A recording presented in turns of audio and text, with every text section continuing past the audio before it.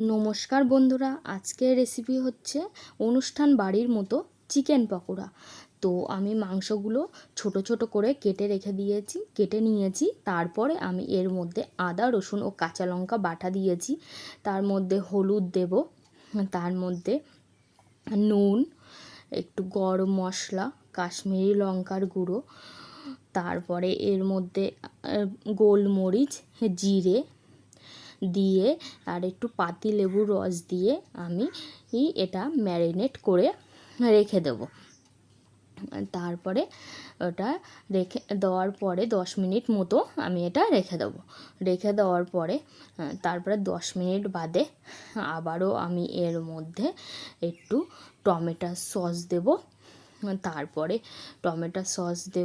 তারপরে একটি ডিম, একটু কাসুরি মেথি, তারপরে আমি এর মধ্যে 2 চামচ বেসন দেব ও ময়দা দেব। দিয়ে আমি এটা আবারও মাখিয়ে নেব, ম্যারিনেট করে নেব। তারপরে ম্যারিনেট করার পরে আবারও আমি এটা 10 মিনিটের জন্য রেখে দেব।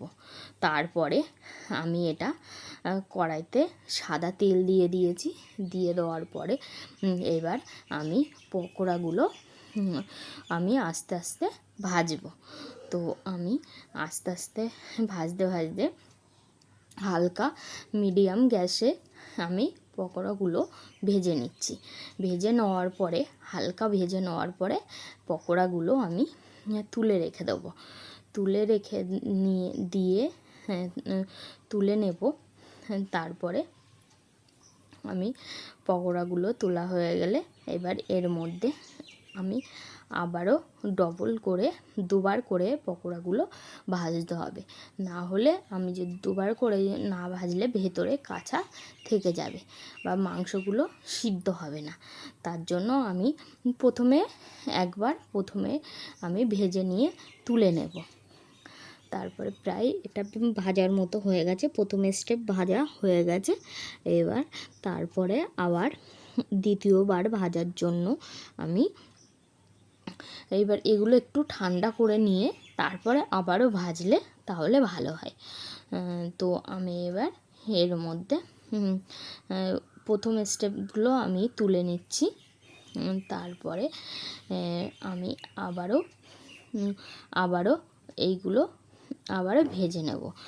তো আমি আস্তে আস্তে এবার যখন দ্বিতীয় স্টেপটা যখন ভাজা হবে তখন গ্যাসটা লো ফ্লেমে দিয়ে রাখতে হবে, যাতে পকোড়াগুলো পুড়ে না যায়।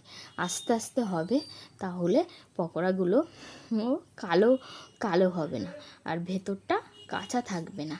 তো আস্তে আস্তে আমি ভেজে নিয়ে তুলে নিচ্ছি। তো আমার রেডি হয়ে গেছে চিকেন পকোড়া।